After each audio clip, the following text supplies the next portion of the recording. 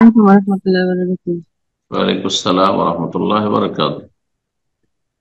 শেখ, আমি বাংলাদেশ থেকে বলছিলাম। বলেন।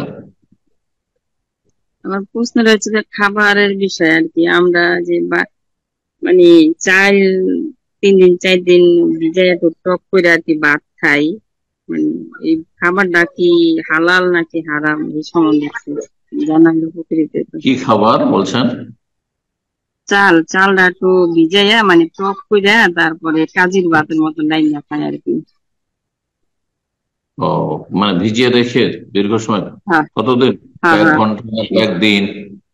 না, না, 4 দিন 4 দিন 5 দিন হয়ে যায়। 4 দিন ধরে চাল ভিজানোই থাকে? হ্যাঁ, হ্যাঁ, ভিজানো থাকে তাহলে ওই টক হয় আর কি, ওই টক চালটা কাঁচা আর কি চাল? রান্না। পাক করা চাল তো নয়, পান্তা ভাতের মতন? না, না, কাঁচা চাইলে ভিজাই থইলে আর কি একটু টক হয়, টক হইলে আর কি ওটা কাজির ভাত কয়।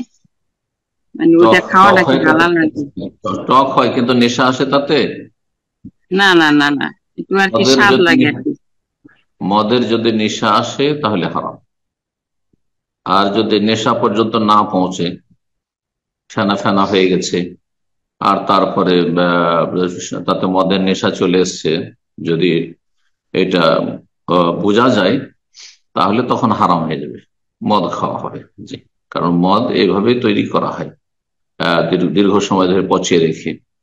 সে বাসি ভাত হোক অথবা যারা নোংরা তারা জানে, আহ এমনকি খেজুর দিয়েও হইতে পারে, খেজুরের রস, তালের রস, এগুলোকে দীর্ঘ সময় ধরে রেখে তারপরে তাতে নেশা চলে আসে, তারপরে খায়, সেটা মদ তো। জি। কিন্তু নেশা যদি না আসে আর স্বাস্থ্যের জন্য ক্ষতিকর না হয়, আর একটি শর্ত, কোনো কিছু বাসি খাওয়ার জন্য শর্ত হচ্ছে যে স্বাস্থ্যের জন্য যেন ক্ষতিকারক না হয়। শরীর স্বাস্থ্যের ক্ষতি করে, যেমন গন্ধ হয়ে গেছে, তরি তরকারিতে গোস্তে গন্ধ হয়ে গেছে, ডালে গন্ধ অনেক সময় হয়ে যায়, ডাল টক হয়ে যায়, ডালে গন্ধ হয়ে যায়। যদি এটা সাইন্টিফিক ভাবে প্রমাণিত হয় যে এটা স্বাস্থ্যের জন্য ক্ষতি করবে, তাহলে খাওয়া যায় নয়। লা দারারা ওয়ালা দিরারা, ইসলামের কায়দা, নীতিমালা, নবী সাল্লাল্লাহু আলাইহি ওয়াসাল্লাম এই হাদিসে রয়েছে। নিজের ক্ষতি সাধন করবে না, অন্যেরও ক্ষতি সাধন করবে না।